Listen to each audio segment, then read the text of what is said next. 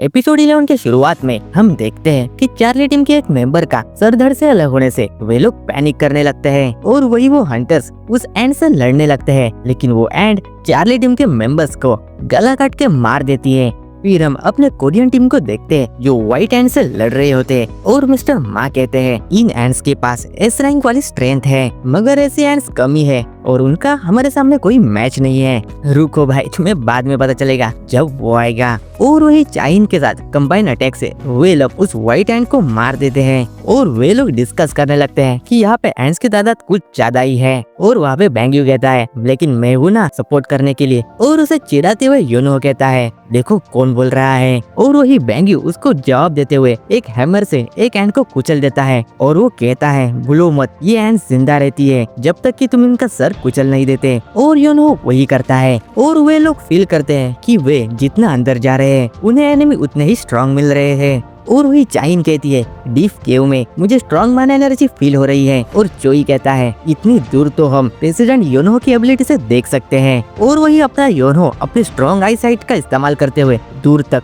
बहुत दूर तक उस क्वीन को देखने लगता है और वो सबको कहता है वो क्वीन अंदर है, मगर उसे गार्ड करने के लिए एस लेवल के कई सारे एंड्स वहाँ पे हैं और हमें पता नहीं है कि उस क्वीन की पावर कितनी है। तो मामला बहुत सीरियस होने वाला है, मगर हम साथ में लड़ेंगे तो हम जरूर जीतेंगे। और फिर हम बाहर जापानीज टीम को देखते हैं और वे लोग डिस्कस करने लगते हैं कि हम तो यहाँ पे चेक करने आए थे कि चार्ली टीम का कॉन्टेक्ट हमारे से टूटा कैसे। वे लोग चले कहाँ गए, उन्होंने यहाँ पे एंड्स को तो मारा है। और वहीं पे एक बंदे को एक स्ट्रॉन्ग स्मेल आती है और वो बंदा उल्टियाँ करने लगता है और वो बंदा डर के मारे कांपने लगता है। वही वो अपने डिफेंस के लिए एक आइस की वॉल बनाता है और वही वो एंट आती है जो उस आइस को तोड़ देती है। फिर हम टीम ब्रावो को देखते हैं जहाँ पे उनके सामने कई सारे एंट्स आते हैं और दूसरी तरफ हम कोरियन हंटर्स को देखते हैं जिनके सामने कई सारे एंट गार्ड्स आते हैं। और वही बैंग्यू अपने मैजिक से सबको पावर अप करता है और मिस्टर मा अपने साइज बढ़ाकर उससे लड़ने लगते हैं। और वहाँ पे चोई भी फुल फॉर्म में होता है और वो अपने ड्रैगन फायर अटैक से वहाँ पे तबाही मचा रहा होता है। और इस सब को देखकर अपना योनो भी कहता है अब समय आ गया है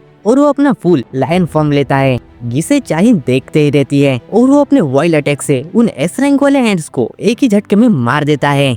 और इस सब की लाइव फुटेज सारी दुनिया में दिखा रही होती है और वही रिपोर्टर कहती है वे अब क्वीन तक पहुंच गए हैं। और वही एंड क्वीन के कई सारे गार्ड्स को मिस्टर मा संभाल लेते हैं और अपना अर्जुन मतलब लिम टाइग्यू भी अपने तीरंदाजी से सारे एंड्स को मार रहा होता है और वे सभी लोग एक साथ मिलकर उन गार्ड को खत्म कर देते हैं। और उन सबके सामने वो क्वीन होती है जो काफी बड़ी होती है और वे लोग अपने कंबाइन अटैक से उस क्वीन को घायल करने लगते हैं। और वही वो क्वीन अपने जहरीले गैस से उन पे अटैक करती है और उन्हें बचने का मौका नहीं मिलता और उनकी स्किन जलने लगती है, मगर अपना बैंग्यू उन सबको हील करता है। और वही चोई उस पर एक्सपांडेबल फायर पावर से अटैक करता है जिससे वो एंड मदद के लिए चिल्लाती है और वो पीछे भागने लगती है, लेकिन वो लोग उसे प्रोवोक करते हैं और उसे पकड़ लेते हैं। और वही योनो कहता है चाइन अब ये तुम्हारी बारी है और अपनी चाइन उस एंड की तरफ भागते हुए जाती है और बैंग्यू अपने मैजिकल पावर से चाइन की पावर एनहांस करता है जिससे चाइन उस क्वीन पर कई सारे अटैक करती है और एक फाइनल ब्लो के साथ उस क्वीन को वो मार देती है और इससे वो एंड क्वीन मर जाती है। और इस सब को लाइव देखकर कोरिया में जश्न मनाने लगते हैं और ये न्यूज हर जगह पे फैल जाती है और अपने चेयरमैन भी राहत की सांस लेते हैं। और योनो सोचता है लेकिन वो स्क्रीम, लेकिन वहाँ पे बैंग्यू आता है और वो कहता है हमने उसे मार दिया, हमने यनसंग का बदला ले लिया। लेकिन एक जहाज पे अलर्ट सिग्नल बजता है और जिससे हमें पता लगता है कि वो एंड्स अपने नेस्ट की तरफ वापस आ रही है। इसका मतलब कि उस वेव्स का उन पे अब असर नहीं हो रहा। और अपना गोटो कहता है आखिर यहाँ पे चल क्या रहा है। वही हजारों के तादाद में एंड्स नेस्ट की तरफ बढ़ने लगती है और वो चोई का नेट तोड़ देती है। वो बात चोई को पता भी लगती है और वही वे लोग महसूस करते हैं कि साक्षात मौत उनकी तरफ आ रही है जो एक ब्लैक एंट है। और अपने चाइन उसकी सेंट ले नहीं पाती, वो कहती है ये कोई ऑर्डिनरी एंट नहीं है। और एक चिल वाइब के साथ वो ब्लैक एंड उन्हें पास करती है और वो उस क्वीन की तरफ जाती है जहाँ पे वो उस क्वीन को खाने लगती है, जिसे देखकर वे लोग हैरान होते हैं। और वो एंड एक किलर लुक के साथ